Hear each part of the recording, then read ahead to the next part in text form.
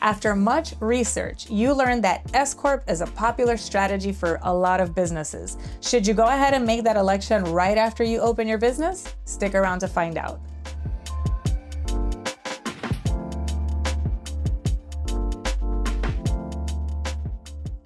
I would imagine that if you are watching this video, you have some idea of what an S Corp is. However, for a mental refresher, an S Corp or an S Corporation is a type of tax designation under the U.S. Internal Revenue Code.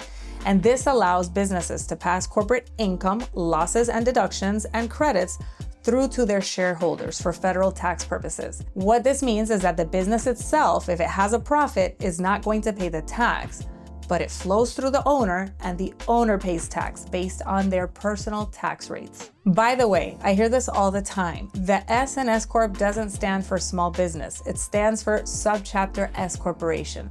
Just in case you're ever in a trivia situation and you're asked that question, well, now you know the answer.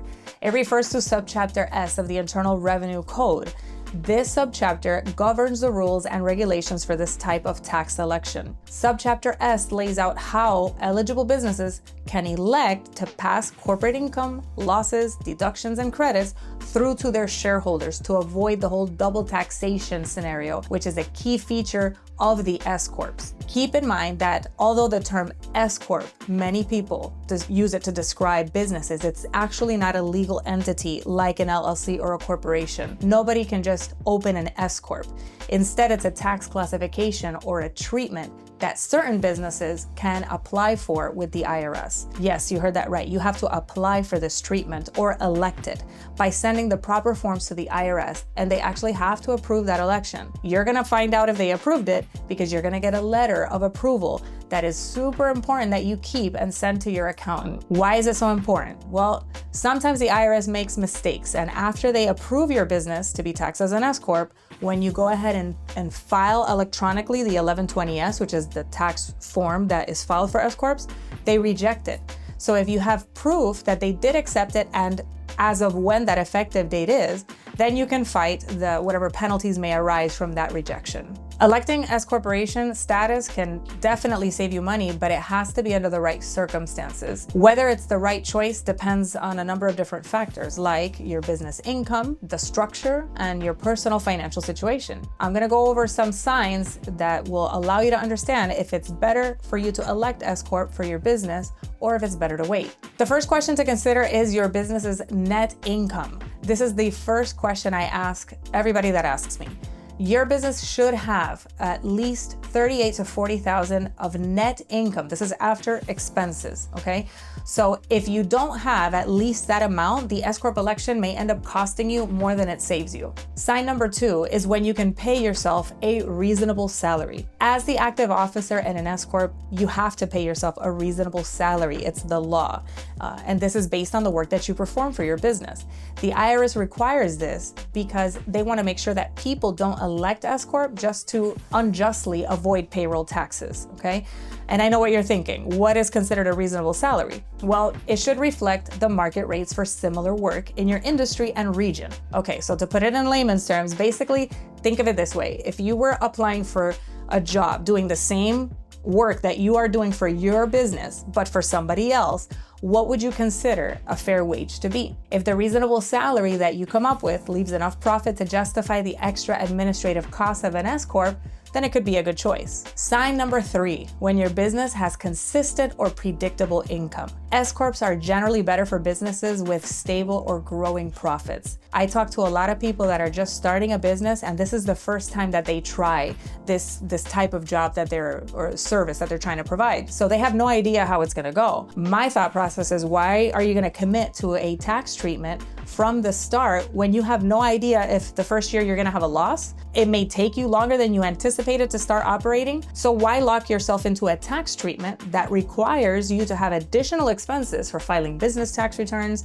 having payroll, if it's not going to benefit you that year? Now, if you already know the business because that's what you did before as a sole proprietor, then that's different. I've talked to many people that already have done real estate, or they sell insurance, or they are barbers, or they do hair, right? And they already know what their cash flow is going to be. They already know their net income. That way, there's no surprises. So if you know you are netting well above $40,000 a year consistently, then it's a no-brainer. In this case, electing the S Corp treatment is definitely the right way to go. Number 4, when you're in a high self-employment tax bracket. Why is that a no-brainer? Well, because these taxpayers already know how much they're paying in income taxes and self-employment taxes. For sole proprietors and LLCs that are sole members, right, they're taxed as sole proprietors in a Schedule C.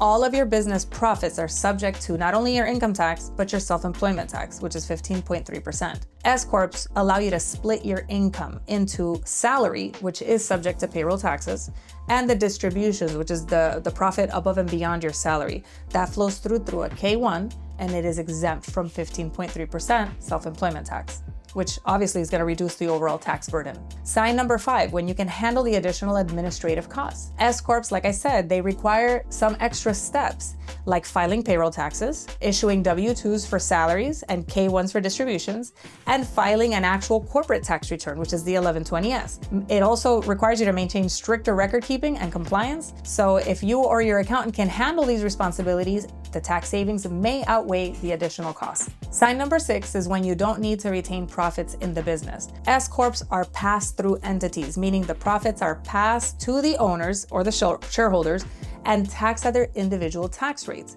If you want to retain the profits in the business for growth, an S Corp may not be the best fit compared to a C Corp. Okay, so let's go over an example so you can see side by side the difference between having income as a sole proprietor or a sole member LLC versus an S Corp. So that, say your net income from your business is $150,000 after deductions, okay? As a sole member LLC or a sole proprietor, there's no reasonable salary. All of the income is taxed with the 15.3 because it's all your income, okay? So then on the other side, for the S Corp, we have $80,000 as your reasonable salary. The $80,000 is subject to income tax and payroll taxes, okay?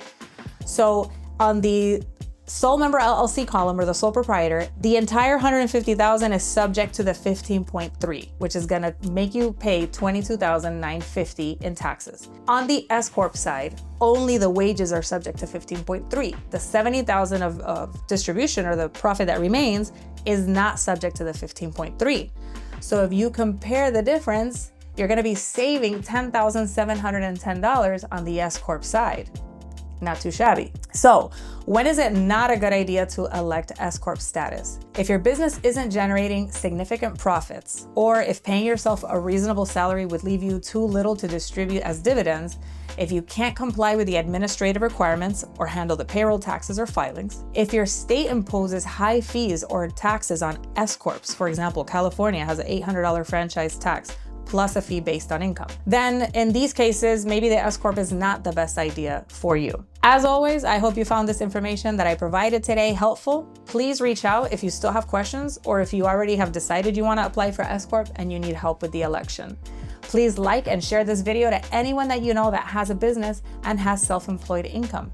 Thanks for watching, and we will see you on the next one. God bless you.